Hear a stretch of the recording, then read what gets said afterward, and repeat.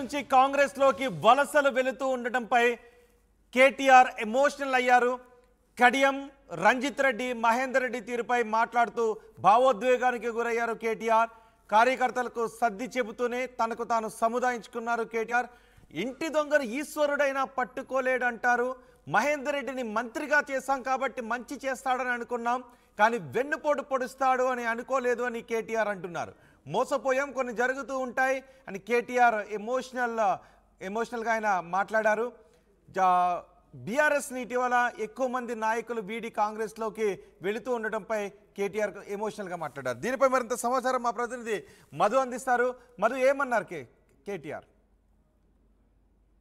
ఒకసారి మా ప్రతినిధి మధుతో మాట్లాడే ముందు కేటీఆర్ ఏం మాట్లాడారు చూద్దాం. ఆడికే వస్తున్నా అంటున్నా, ఏం జరిగిందో తెలుసుకుందాం అంటే ఒక గదే చెప్తున్నా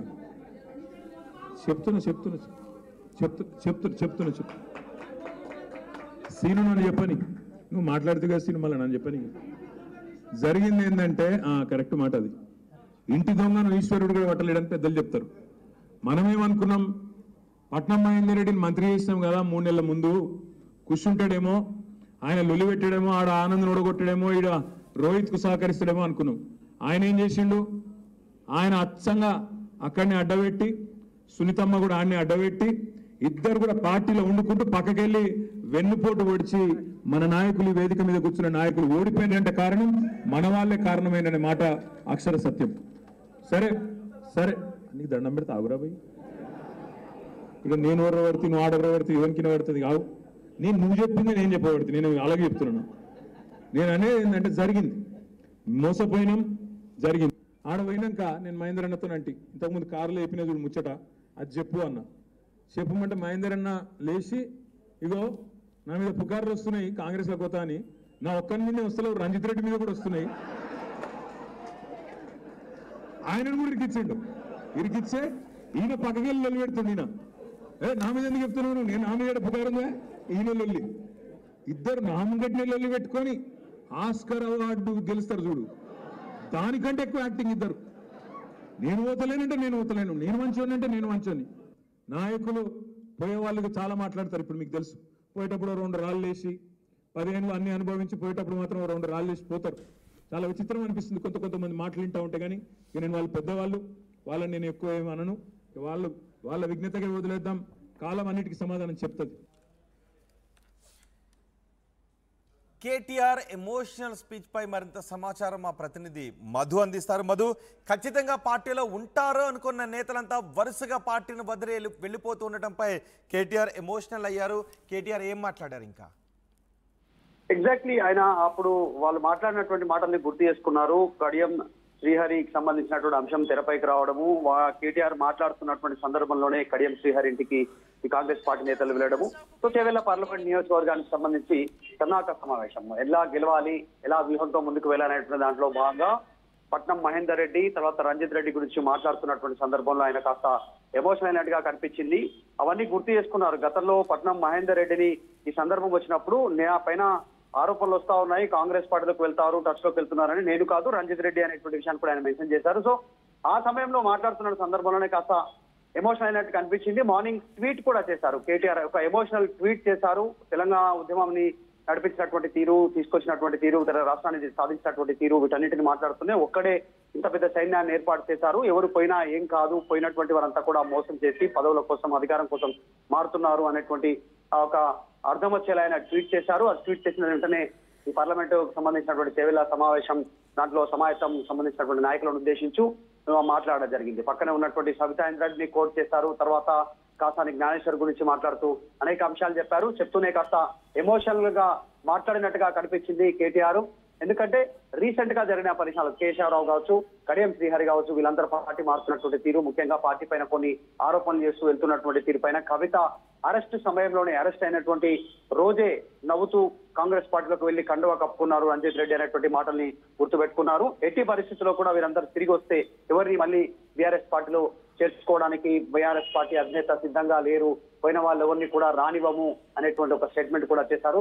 సో అక్కడే కొద్దిమంది కార్యకర్తలు కొన్ని స్టేట్మెంట్స్ చేయడంతో, ఆవేశంతో, కాస్త ఆగ్రహంగా స్టేట్మెంట్ చేయడంతో వారిని కూడా వారించే ప్రయత్నం చేశారు ఎమోషనల్ గా మాట్లాడుతూ కేటీఆర్. ఏమన్నారు కేటీఆర్ ఎమోషనల్గా మాట్లాడుతూ ఉంటే అక్కడికి వచ్చిన నేతలంతా వాళ్ళ రియాక్షన్ ఏంటి? ఎగ్జాక్ట్లీ వాళ్ళంతా కాస్త ఆగ్రహంతో కింద స్థాయిలో ఉన్నటువంటి కొద్దిమంది నాయకులు, పార్లమెంటు నియోజకవర్గాల వారిగా వచ్చినటువంటి నాయకులంతా కాస్త ఆగ్రహంగా వ్యక్తం చేశారు. వారందరినీ వారించే ప్రయత్నం చేశారు. కొద్దిమంది రంజిత్ రెడ్డి పైన, పట్నం మహేందర్ రెడ్డి పైన కొన్ని తీవ్రమైనటువంటి వ్యాఖ్యలు చేస్తున్నటువంటి సంబంధంలో ఒక 4-5 సార్లు కేటీఆర్ కలగజేసుకున్నారు. మనం వీడియోలో చూడొచ్చు. 4-5 సార్లు వారిని సముదాయించే ప్రయత్నం చేశారు. నువ్వు అదే చెప్తా ఉన్నావు, నేను అదే చెప్తా ఉన్నాను, కాకపోతే నేను నా మాటల్లో చెప్తా ఉన్నాను, నువ్వు ఏం చెప్పాలనుకుంటున్నావు అదే నా మాటల రూపంలో చెప్తా ఉన్నాను, ఆవేశపడద్దు అనేటువంటి అంశాలను వారిని సముదాయిస్తూ మాట్లాడారు.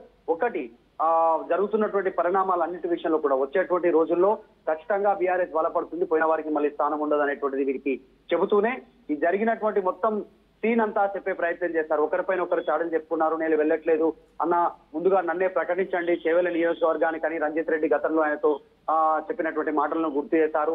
మీడియా అందరికంటే ముందు పార్లమెంట్ కి సంబంధించినటువంటి సన్నాహక సమావేశాలు అసెంబ్లీ ఓటమి తర్వాత చేవెళ్లదే పెట్టండి అని చెప్పారు. ఆయన చెప్పినట్టే నేను చేవెళ్ల నియోజకవర్గానికి సంబంధించి పార్లమెంట్ కు సన్నాహక సమావేశం పెట్టాను, పెట్టిన రోజే అభ్యర్థిగా నా పేరు ఖరారు చేయండి అనేటువంటిది ఆయన ఒత్తిడి తెచ్చారు.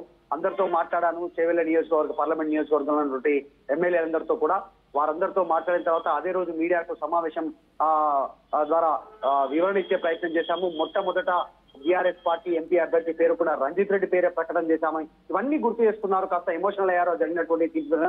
ఎట్టి పరిస్థితుల్లో చెవెలలో మనం గెలవాల్సిందే అన్న అనేటువంటిది రంజిత్ రెడ్డి మాట్లాడారు. రంజిత్ రెడ్డి పక్కనే ఉంటూ వెన్నుపోటు పొడిచారంటూ మాట్లాడారు. కాస్త ఎమోషనల్ అయ్యారు, అంతా గుర్తు చేసుకున్నారు. రైట్ మధు, పార్టీ నేతల జంపింగ్ పై కేటీఆర్ ఎమోషనల్ అయ్యారు. కడియం, రంజిత్ రెడ్డి, మహేందర్ రెడ్డి తీరుపై మాట్లాడుతూ భావోద్వేగానికి గురయ్యారు కేటీఆర్. కార్యకర్తలకు సర్ది చెప్తూనే తనకు తాను సముదాయించుకున్నారు. ఇంటి దొంగను ఈశ్వరుడైనా పట్టుకోలేడు అంటారు. మహేందర్ రెడ్డిని మంత్రిగా చేశాం కాబట్టి మంచి చేస్తాడని అనుకున్నాం, కానీ వెన్నుపోటు పొడుస్తాడని అనుకోలేదు అంటూ కేటీఆర్ మాట్లాడారు. మోసపోయాం, కొన్ని జరుగుతూ ఉంటాయి అని కేటీఆర్ పార్టీలో జరుగుతున్న పరిణామాలపై కొంచెం భావోద్వేగంగా మాట్లాడారు. ఆడికే వస్తున్నా అంటున్నా, ఏం జరిగిందో తెలుసుకుందాం అంటే ఒక గదే చెప్తున్నా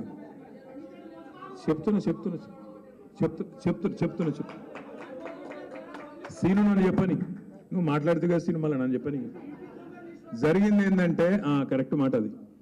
ఇంటి దొంగను ఈశ్వరుడు కూడా పట్టలేడని పెద్దలు చెప్తారు. మనమేమనుకున్నాం, పట్నం మహేందర్ రెడ్డిని మంత్రి చేసినాం కదా 3 నెలల ముందు, కూర్చుంటాడేమో, ఆయన లొలి పెట్టాడేమో, ఆడ ఆనందం ఓడగొట్టాడేమో, ఈడ రోహిత్కు సహకరిస్తాడేమో అనుకున్నాం. ఆయన ఏం చేసిండు, ఆయన అచ్చంగా అక్కడిని అడ్డబెట్టి, సునీతమ్మ కూడా ఆయన్ని అడ్డబెట్టి, ఇద్దరు కూడా పార్టీలో వండుకుంటూ పక్కకెళ్ళి వెన్నుపోటు పొడిచి మన నాయకులు వేదిక మీద కూర్చున్న నాయకులు ఓడిపోయినంటే కారణం మన వాళ్ళే కారణమైన మాట అక్షర సత్యం. సరే సరే నీకు దండం పెడితే ఆగురా పోయి, ఇక నేను ఎవరు పడితే నువ్వు ఆడెవరో పడితే ఎవరికి పడుతుంది కావు. నువ్వు చెప్పింది నేను చెప్పబడుతుంది, నేను అలాగే చెప్తున్నాను. నేను అనేది ఏంటంటే జరిగింది, మోసపోయినాం, జరిగింది.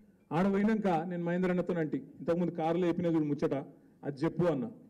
చెప్పమంటే మహేందర్ అన్న లేచి, ఇగో నా మీద పుకార్లు వస్తున్నాయి కాంగ్రెస్లో పోతా అని, నా ఒక్కరి మీదే వస్తలేవు, రంజిత్ రెడ్డి మీద కూడా వస్తున్నాయి. ఆయనను కూడా ఇరికిచ్చిండు. ఇరికిచ్చే ఈయన పక్కకెళ్ళి లొల్లి పెడుతుంది. ఈయన నా మీద ఎందుకు చెప్తున్నాను, నేను నా మీద పుకారుందా, ఈయన లొల్లి. ఇద్దరు నామగట్టిన లొల్లి పెట్టుకొని ఆస్కర్ అవార్డు గెలుస్తారు చూడు, దానికంటే ఎక్కువ యాక్టింగ్ ఇద్దరు. నేను ఓతలేనంటే నేను ఓతలేను, నేను మంచోని అంటే నేను మంచోని. నాయకులు పోయే వాళ్ళకి చాలా మాట్లాడతారు. ఇప్పుడు మీకు తెలుసు, పోయేటప్పుడు 2 రాళ్ళు వేసి 10 ఏళ్ళు అన్ని అనుభవించి పోయేటప్పుడు మాత్రం 2 రాళ్ళు వేసి పోతారు. చాలా విచిత్రం అనిపిస్తుంది కొంతమంది మాటలు వింటా ఉంటే. కానీ ఇక నేను వాళ్ళు పెద్దవాళ్ళు, వాళ్ళని నేను ఎక్కువ ఏమనను. వాళ్ళ విజ్ఞతగా వదిలేద్దాం, కాలం అన్నిటికీ సమాధానం చెప్తుంది.